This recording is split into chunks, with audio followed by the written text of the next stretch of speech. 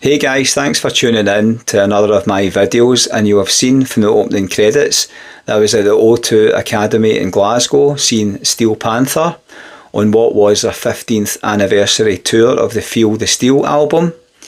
So in this review video I'm going to go over the venue, the cost, the t-shirts and things that you could buy at the merch stall, and then I'll talk about the opening band, which is called Tailgunner. I'll go over the crowd atmosphere and my thoughts on it, and then obviously Steel Panther themselves and the set list. I've also got a few different clips and things to show you throughout as well. So if you don't know my name by now, it's Ricky, and welcome to my channel, Relive the Music.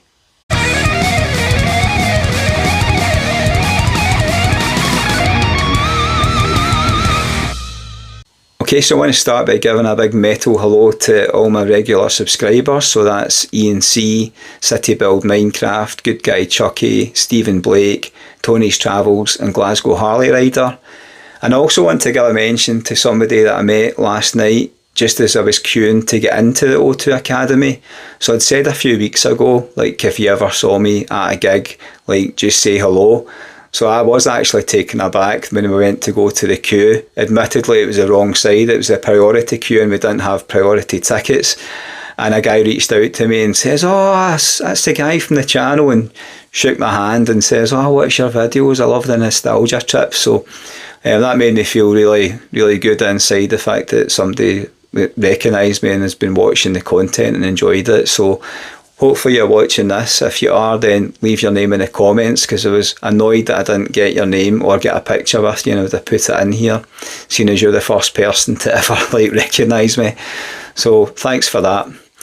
So we got to the venue about 7:15. The doors were at 7, and there was a bit of a queue. As I say, there was the general queue, and then there was the one for the priority, but it took about 10 minutes or so to get in, so it wasn't that bad. It wasn't full last night. Like, the very upstairs bar, it wasn't open, and it was probably only full to about a third of the seats up the stairs, which I was actually quite surprised about. I thought that they would have been able to fill that, no bother. And if they didn't, then it might have been better in the Barrowlands or something. Okay, so this was my 8th time going to see Steel Panther, having first saw them at Download in 2010.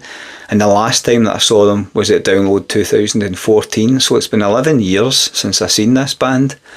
So the ticket price set me back £45, and I don't think there's any difference between the standing or the balcony booths, which is where I had a ticket for. So I do actually have an accompanying video on my channel where I recorded quite a lot of footage. Like, I didn't actually expect it to record for that long, but I've never filmed anything of them before in all the times that I've saw them. So I had a really good unopposed view at the balcony and wasn't blocking anyone's view. So I did film a lot of things that people have asked for in the past. I filmed guitar solos and I filmed a lot of the band chatting in between, so that's all up there on the channel. I think it lasts an hour and 10 minutes and there's probably about 7 or 8 songs in between all the chatting and stuff. So if you want to check that out, I'll leave a link in the description. Okay, so now to the merchandise. So with my balcony booth ticket, I can't actually get into the downstairs bit. You can only get in like towards the end or when the gig's finished. So I went in and I took a photo. I didn't buy anything. So you'll see that like the tour t-shirts or t-shirts that you could buy, they were all £35, and there was like a hat or a couple of hats, they were £25, and I think there was sweatbands and key rings and things like that. But to be honest, I didn't really like any of the t-shirts that you could buy. I was a bit disappointed. They were, I don't know, just a bit dull and not very exciting in my opinion. Okay, so once through security, we got upstairs about 7:30 and we got to the balcony booth, and it was brilliant. There was nobody in that booth. Well, there's one couple, so we were able to get a spot, like no bother, right at the front. As I say, they have reduced the capacity in these booths now, so if you do manage to get a ticket for there, then, you know, get in early and you're guaranteed a spot at the front. So this was ideal for Carol and Kathy that was with, because they're both retired and Kathy's only like 4'5" or something, so she was guaranteed a good view instead of being down in the standing bit with somebody in front of her blocking the view. So we got a couple of pints and got ourselves set up for the openers. So the opening band was called Tailgunner, named after the Iron Maiden song, and they were an English band. And I think they sounded a mixture of between Halloween, Judas Priest and Motorhead. And I thought they were pretty good. They played about 6 songs, I think. They played from 8 until 8:30. And they did their best to get the crowd on side. You know, they interacted and they got the crowd to chant and sing back. And the crowd did actually respond, or certainly like the first dozen or so rows from the front we were singing back, which was good to see.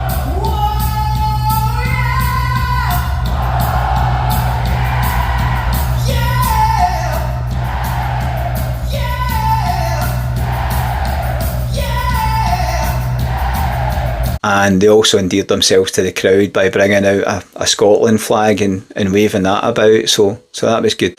I think they had a bit of an ordeal in getting here, because they'd said that they'd played in Holland the night before, and then they had a 10-hour drive to Cali, and then obviously from there all the way up the UK. So a bit of a long journey just for 5 or 6 songs, but yeah, they did the job, and maybe one to look out for.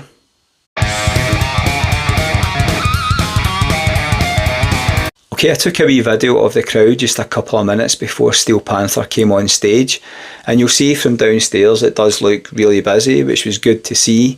However, up the stairs in the balcony seating bit, it was probably only a third full, and that's why the bar wasn't open, so that was a bit of a shame that they weren't going to get a full crowd, and I was a bit surprised by that. And as I say, it might have been better had they played the Barrowlands. I think the capacity is about 400 less and might have been a better atmosphere. But anyway, I was enjoying this so far, and they hadn't even taken to the stage. So they had a wee intro song, and then they came on. It was like Eyes of the Panther was the opener, and then it went straight into It Won't Suck Itself, I think. And then we had a break for about 13 minutes, and I was recording this. I didn't plan on recording as much as what I did. I kind of get carried away because I didn't have any footage from them before. But I think it was quite good for some people to watch, because if you're going to a Steel Panther show, I think a lot of it, as much as it's about the music, I think half of it is basically the band itself and what you know that you're letting yourselves in for. You know the chat that you're going to get from the band. You know it's all going to be about sex, drugs and rock and roll, and talking about girls and pussies and vaginas and dicks and what have you. That's just what it is. You know, it's like slapstick kind of humour. And yeah, it's funny. I mean, if you don't find that funny and you're offended, then you're at the wrong show. Do you know what I mean? Carol and Kathy that were with me, they hadn't seen Steel Panther before. They hadn't even listened to the music. I'd told them, and friends and family had told them what to expect, but I saw Carol's face a couple of times during it, and I don't think she could believe what she was seeing. So yeah, we started. They gave us the band intros, which is always quite funny, where they're joking about slagging off each other. You know, Satchel's giving it the old to Michael Starr, like I met him in 1985 and he was only 41 years old and stuff like that. To me, that's funny. I think that's really good humour. So as I said, I'd record some of it for you, and I'll play some of it for you here.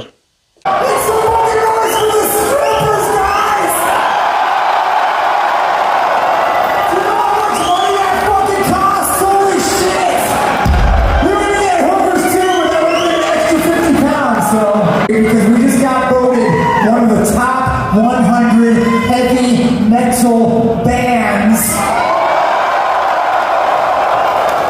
to play in Glasgow this month, and we're very excited. It's a big deal. It's a fucking huge deal for us. Holy shit, this is fucking amazing. I love you people. Let me tell you something, man. The people here in Glasgow are some of the nicest people I have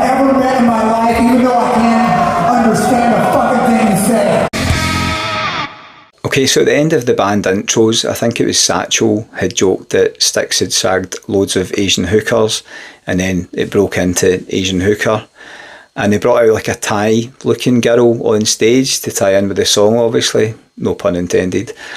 And yeah, she was gyrating about and she took off the leather jacket, so she was like topless, and it was being dead suggestive for the band members. And this was new to me. I hadn't seen this before at one of their shows. As I say, I haven't seen them live for 11 years, so I don't know if this is a fairly new thing or if they've been doing this for a while. We also had girl dancers at the side of the stage throughout the night, so there was two big massive poles at the side of the stage, and we had girls dancing on them at all times. So again, that was a new thing for me. When I saw them set up, I thought it was probably going to be when we were going to get the girls up on stage for them to dance, but no, it was dancers. So again, I don't know if they're local or if they tour with the band like every night. So let me know in the comments if you're any wiser to that. So just on the set, they did about 15 songs in total. There was 8 off of the Feel the Steel album. Now, I thought they were going to play the full album. I don't know if that was just misconception by me, but because it was the 15 years, I was under the impression they were going to play every song, and I thought it might be, play it from start to finish or reverse order.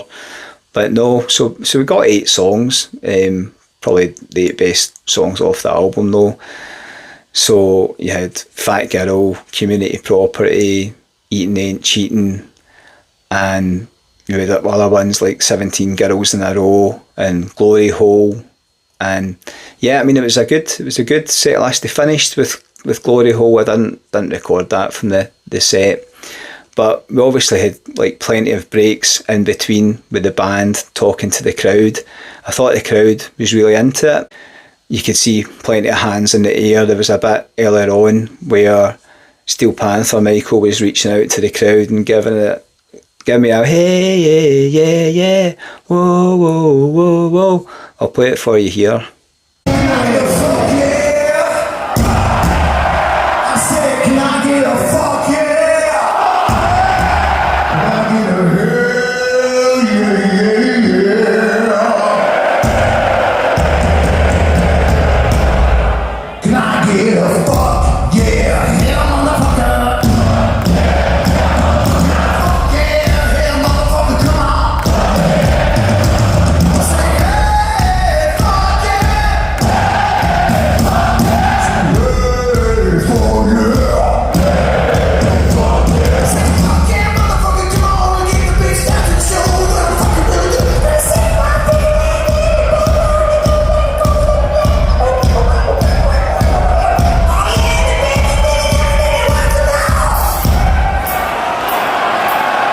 So I thought the Glasgow crowd was good throughout. I thought they gave a lot of energy back to the band. Whenever the band talked to them, the audience were singing back. I did notice there was a guy like in a kind of Slipknot mask. It was like a white and a black mask. He was in the middle of where a few kind of wee mini pits were happening. And he actually waved up to the balcony at one point, and I remember Carol like waving down. That's what caught my eye. There was also a guy dressed in like a kind of, was it a banana costume? I'm not sure, near the front, and they did actually single him out. So he must have been roasting, because I was hot up in the balcony. But anyway, yeah, the energy was good. There was also probably about half a dozen or a dozen people maybe crowd surfing throughout the night. The majority of them were in the song Friends with Benefits, and then after that song they went into The Shocker, and that finished up by the band members leaving the stage, but Satchel remained and he did a guitar solo. So I did actually keep the video running for this. You'll see that in my accompanying footage video if you watch my channel.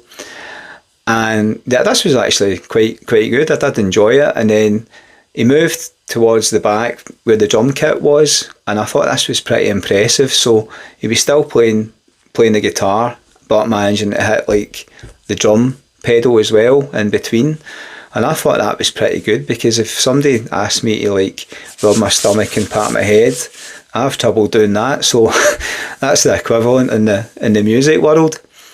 So this was good. You know, he went into some well-known songs. So he did like Iron Man by Black Sabbath. You Rock Me Like a Hurricane by the Scorpions, Guns N' Roses, Sweet Child of Mine, Metallica, Seek and Destroy, and Ozzy Osbourne. I think it was Crazy Train. I don't know. There was a few.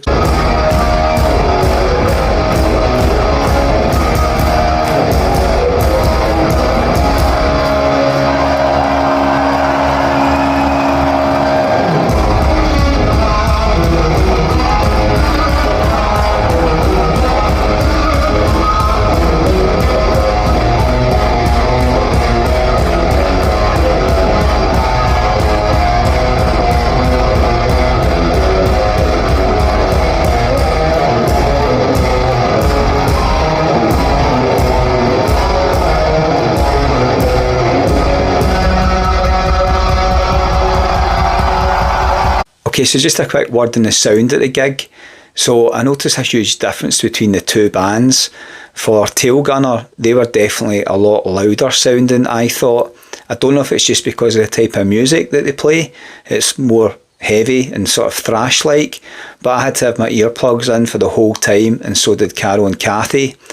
So I've mentioned this before, but if you don't already own a set of earplugs, then consider this set, which I'll put a link in the description below. Only costs the price of a couple of pints of beer, and it will help protect your hearing.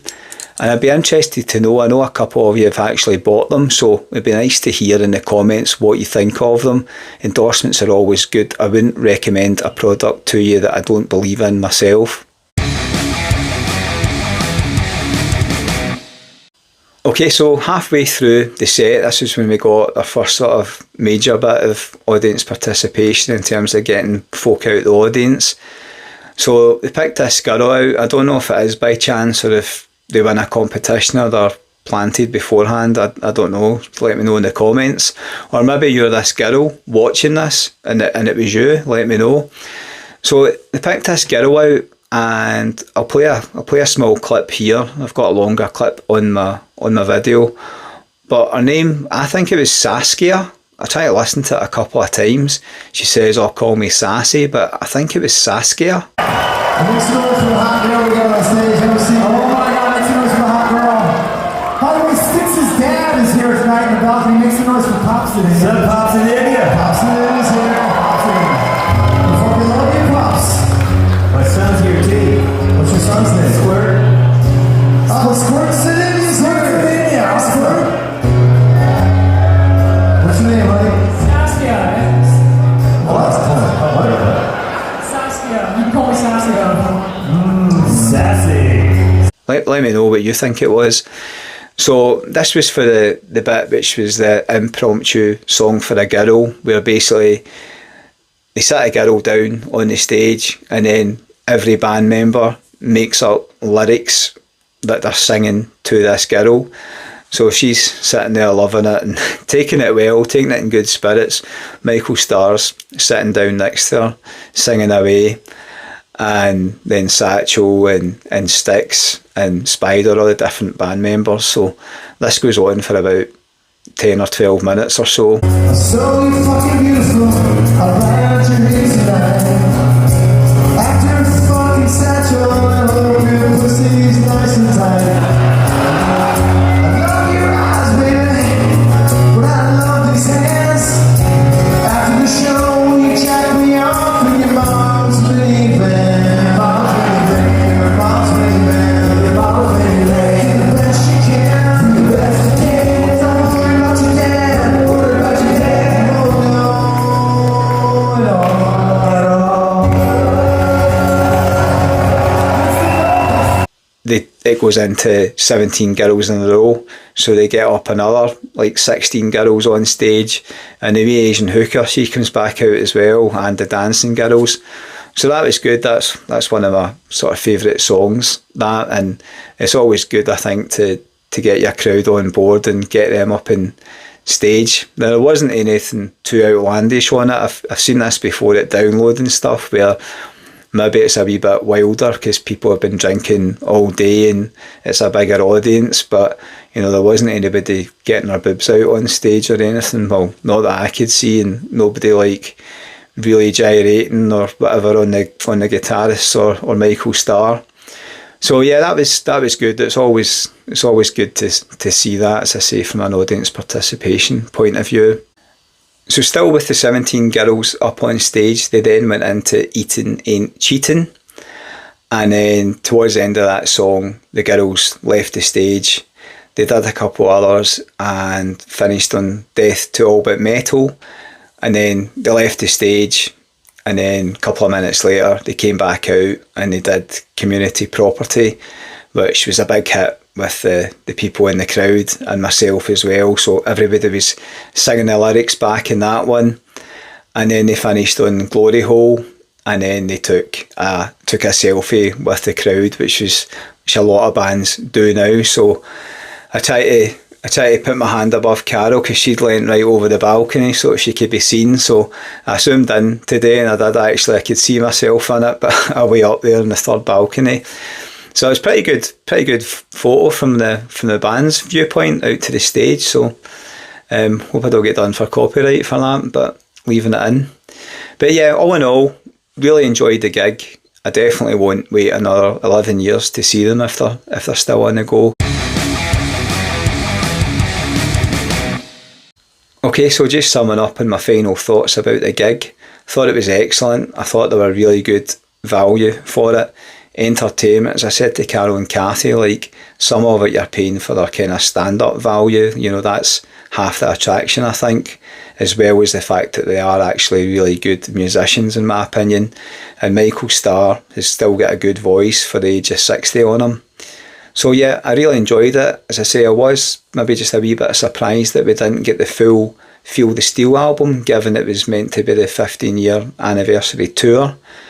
So we got obviously other songs in there, just personal opinion, but I would have liked to have heard maybe 1987 and Just Like Tiger Woods in there. So if you were there, is there other songs that you would have liked to have heard? And if so, what were they? And lastly, if you did enjoy this review video, then it would help me out if you could give it a wee like and maybe share it, and even think about subscribing to my channel if you don't already. So as well as showing footage of gigs that I go to, I generally try and do a review a day or two after it as well, talking about the set list and what I thought about it. And I also do another featured video where I talk about the gigs year by year that I went to, all the way back to 1993. And I'm currently up to 2006. So if you're in Scotland, and maybe in particular from Glasgow, you might find that of interest.